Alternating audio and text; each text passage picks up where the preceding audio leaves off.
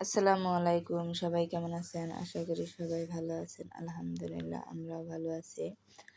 আপনাদের দোয়া এবং ভালোবাসায় ভিডিওটা সকাল থেকে শুরু করেছিলাম। সকালে উঠে সকাল বলতে এখন বাজে প্রায় 11টা। এখন আমি খাবো চা আর বিস্কিট।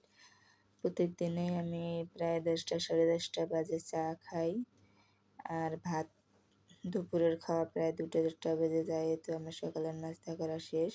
এখন আমি দুপুরে রান্নার জন্য সব রেডি করে নেব। দুপুরে রান্না করব অনেক মজার একটা তরকারি, অনেকেই পছন্দ করে। এই তো দুপুরে রান্না বান্না শুরু করে দিয়েছি। রান্না করব চিংড়ি মাছ দিয়ে মিষ্টি কুমড়া, মরিচ পেঁয়াজ আদা রসুন ভেজে একটু হালকা করে পানি দিয়ে লবণ হলুদ মরিচ দিয়ে সুন্দর করে মশলাটা কষিয়ে নেব প্রায় 5-7 মিনিটের মতন। কষানো হয়ে গেলে দিয়ে দেব চিংড়ি মাছ। এই তো আমার মশলা কষানো হয়ে গেছে, তেল উপরে উঠে এসেছে। এখন আমি চিংড়ি মাছ দিয়ে দেব। অল্প কয়টা চিংড়ি মাছ ছিল ফ্রিজে, তাই আর আনা হয় নাই। এত চিংড়ি মাছ দিয়ে সুন্দর করে প্রায় 10 মিনিটের মতন সুন্দর করে কষিয়ে নেব। মশলাটা কষানো হয়ে গেলে মিষ্টি কুমড়া কেটে ধুয়ে রেখেছি আমি, আগেই কেটে নিয়েছিলাম। এই তো কষানো হয়ে গিয়েছে, এখন আমি মিষ্টি কুমড়া দিয়ে দেব।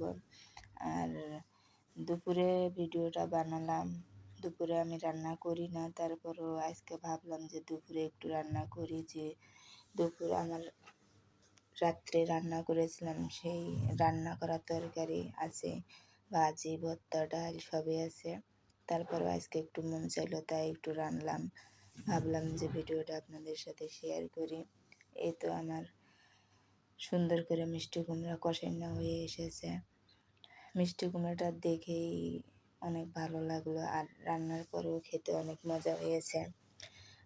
আমার মেয়ে মিষ্টি কুমড়া খাবে না।